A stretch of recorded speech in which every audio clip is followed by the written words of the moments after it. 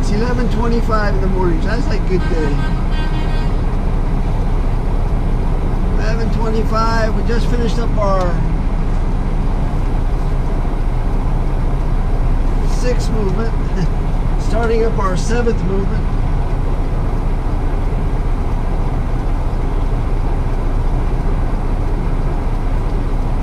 We started work today at 6 o'clock. Took a load of thin set out to IAEA, and then picked up an empty from the Navy Supply Distribution. Picked up a flat rack, took that over to the tile distributor.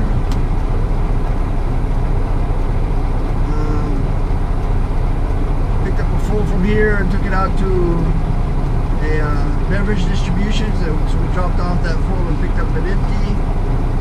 At which point we took that to the shipping terminal and we picked up an LTL and we just put that on dock 6. So yeah, this is number 7 now. This is a full 40-foot container full of auto parts.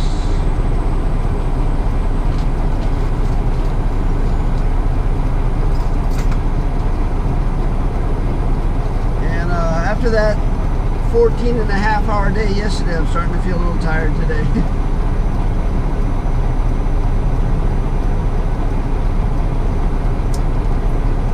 That's the secret to staying awake. Staying active. Lots of, gotta hydrate. Lots of liquids. Take some multivitamins. Take care of the body. Beware of kittens. So, if you're not from Hawaii and have never done any trucking in Hawaii, probably the 3 biggest differences to trucking in Hawaii compared to most places on the mainland. The number 1 big difference is we don't get paid by the mile, we get paid by the hour. And a starting wage for, drivers is between $25 and $30 an hour. So if you have no experience, you're probably going to be like 25. If you got a lot of experience, you might be able to get 30, but more than likely, even if you got experience, they're probably going to start you somewhere in the middle, like 27, right around there. So I would say 27 is starting pay. Some companies will barely give you 40 hours. That's our company. We try to keep the overtime to a minimum. But if you ask for it, be prepared to get it, because we're always looking for people to work those shifts that nobody likes. And if you're willing to do that, then you can get a few extra hours every week, upwards of 10 or 12 sometimes. So that can make a big difference. But that's one of the big things. I tell people, you're going someplace here in Hawaii, pay is kind of important, but not that great. Medical is huge. If you're not getting 100% medical as a driver in Hawaii, you should look around some more. Having some type of a retirement plan where you can put your money into retirement, I'm a big believer in that. If you're not putting 10% into retirement, you might want to learn a little more about that, because 10% is the break even. In other words, if you don't put 10% of your money into retirement, then you're just going to pay taxes on it. In other words, you're going to lose it in taxes. So you put the 10% in, you pay less tax. You don't put the 10% in, you pay more tax. In the end, it's a wash. Either way, you're not going to have the money. Might as well have it in your retirement account as opposed to paying off Uncle Sam. But you know, you gotta look at these things for yourself. I believe in a lot more than 10%. I'm a big believer that you put at least 30%. 30%, and then spend a lot of time watching how you invest that money. First thing you want to do is pay off your housing. The second thing you do is you pay off your lifestyle. And I think if you're smart about it, you can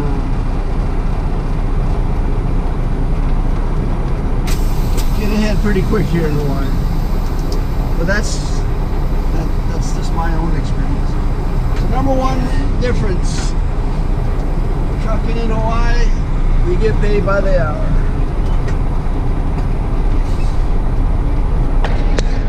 The second big difference we have here in Hawaii is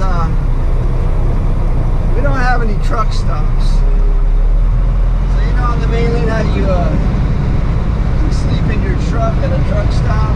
You know, I call it the professional homeless. Making good money, but no place to live.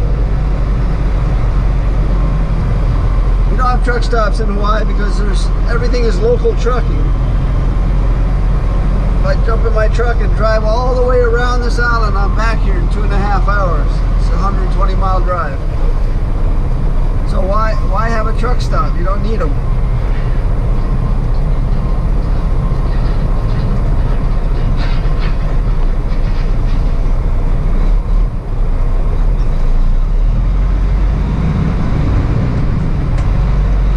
And right alongside not having truck stops is that you're not going to find any sleeper cabs in Hawaii. Everything's day cabs. Everything's local trucking. So these are the three big differences that if you're not used to local trucking, which means a lot of shifting, a lot of stoplights, a lot of backing.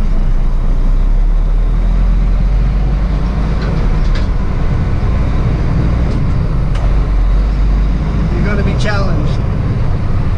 No truck stops to sleep in, so you got to find a place to live because we go home every day. Paid by the hour. I would say those are the three biggest differences trucking in Hawaii. Maybe a lot of people are not aware of if they have never been to Hawaii or never worked here in Hawaii as a truck driver.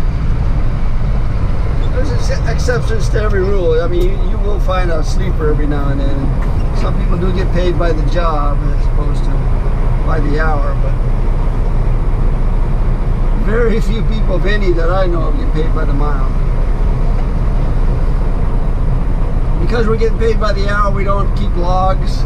We just keep a driver's manifest, which is the same as a log. And my wife was asking me last night, what's the most they can work you without getting into trouble? Because yesterday was a 14.5-hour day. And I don't know the answer, but I think it's 17 hours.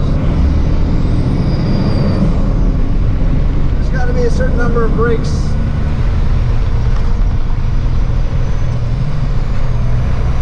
I don't think we're allowed to work more than 70 hours a week,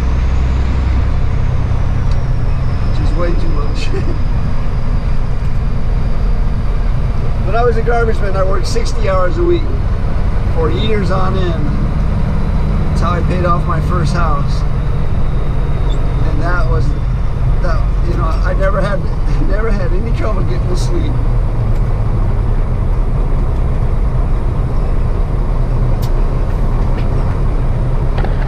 But when I was driving a garbage truck, we were working an 11-hour day, and we worked 5 or 6 days a week. So it was always right around 60 hours a week.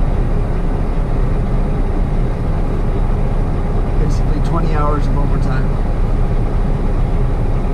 I think at the time when I was driving garbage trucks, I was making right around $14.50, $15 an hour. My take-home pay was over $1,000. Take-home was over $1,000 every week.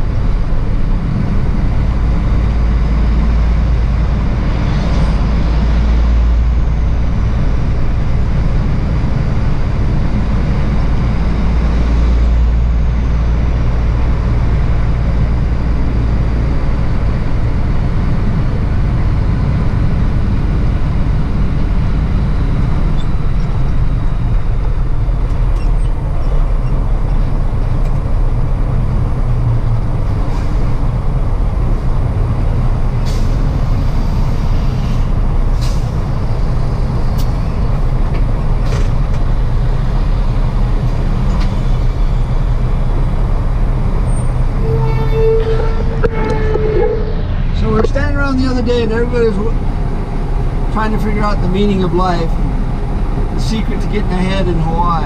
And everybody always tends to pick on me a little bit because I've done all right. And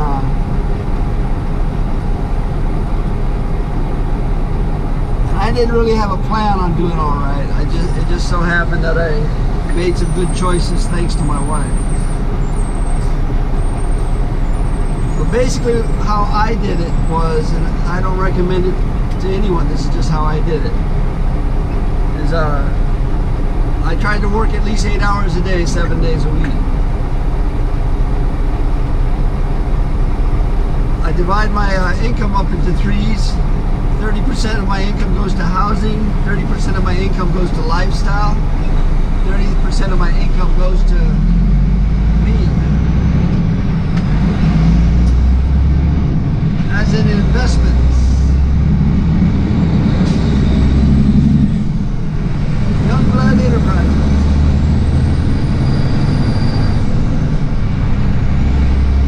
The purpose of the 30% to me is to invest that money in enterprises that will pay for the other two. And so you take that money that you're investing and pay off your housing so that you don't have a housing cost anymore. That opens up that 30%. And then eventually you continue to invest, and that investment will pay off your lifestyle. How long does it take for the investment to pay off your housing and lifestyle? For me, it took about 4.5 years. The timing was just right. That was about 20 years ago. That's when I broke even. And so it happens very quickly, but it's not easy. I was a madman at the time.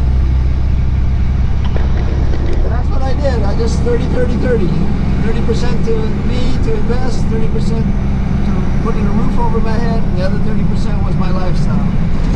That 30% paid for everything: food, transportation, communication, entertainment, insurance, whatever it is, but that's what I did.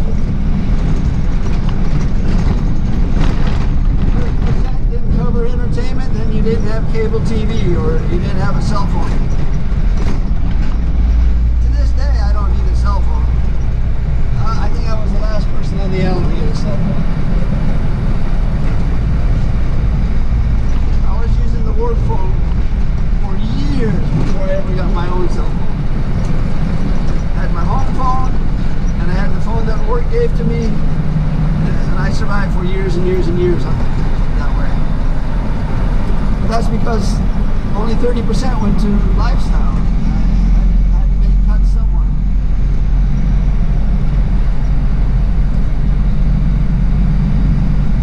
So it can be done, but it's not easy. But these guys are just fixing. I thought they were fixing the drain.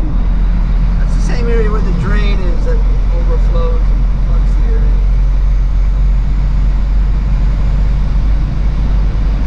So we're making our way up to this auto parts. We're going to spot the container in their alleyway. It's a pretty easy run. I've done it a few hundred times.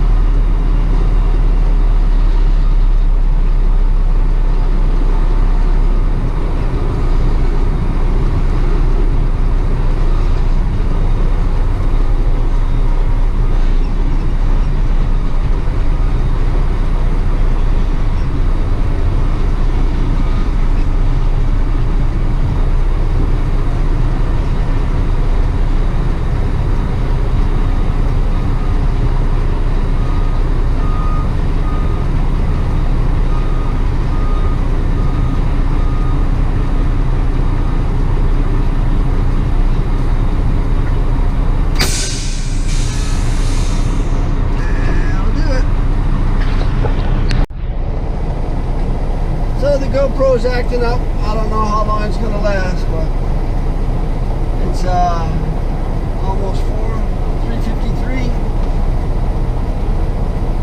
and we can shut all this down. Here, lights. Pretty good Thursday. It felt like a Friday for me. We came in at 6. We'll be out of here by